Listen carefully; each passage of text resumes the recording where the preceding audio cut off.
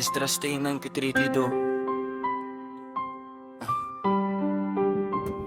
Huwag mong gawin iyan, kundi sundin mo ang aking payo, sapagkat napakarami na ng mga kapighatian ng Siyon. Aliwin mo ang iyong sarili, kaugnay ng dalamhati ng Jerusalem. Nakikita mong wasak na ang aming santuaryo, ang aming dambana ay nabagsak na wasak, ang aming templo, ang aming salteryo ay nakababad sa lupa. Tumigil na ang aming awitan, nagwakas na ang aming kagalakan, namatay na ang ilaw ng aming kandelero, nasamsamang kaba ng tipan, nadungisan ng aming mga banal na bagay, at halos napaslang na ang pangalang ipinanggalan sa amin. Napahiya ang aming mga anak, sinunog ang aming mga kahanabihag, ang aming mga levitaan, natungisan ang aming mga dalaga, at ginahasa ang aming mga sawa, dinalambihag ang aming mga matuwid, pinatay ang aming mga maliliit, dinalipin ang aming mga binata, at ang aming mga malalakas ay nanghina. At ang pinakamalaki sa lahat, ang selyo ng Siyon ay nawalan na ng kanyang karangalan, sapagkat ibinigay siya sa mga kamay ng mga napupuot sa amin. Kaya't ipagpag mo ang iyong matinding kalumbayan, at itabi mo ang karamihan ng mga dalamhati, upang mahabag sa iyo muli ang makapangyarihan, at bibigyan ka ng kapahingahan at ginhawa ng kataas-taasan sa iyong pagbabagal.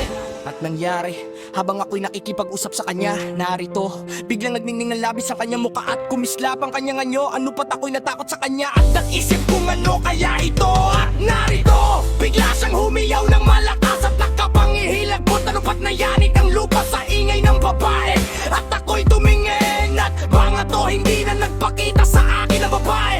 Ngunit may isang lungsod na itinayo, at isang malawak na lugar ang lumitaw mula sa mga pundasyon. Nooy ako'y natakot at sumigaw ng malakas, at nagsabi, nasaan si Uriel na anghel na pumunta sa akin noong una, sapagkat siya ang nagbabagsak sa akin sa maraming pangitain. At ang aking wakas ay naging kapahamakan, at ang aking panalangin ay naging pagkagalit. At habang binibigkas ko ang mga salitang ito,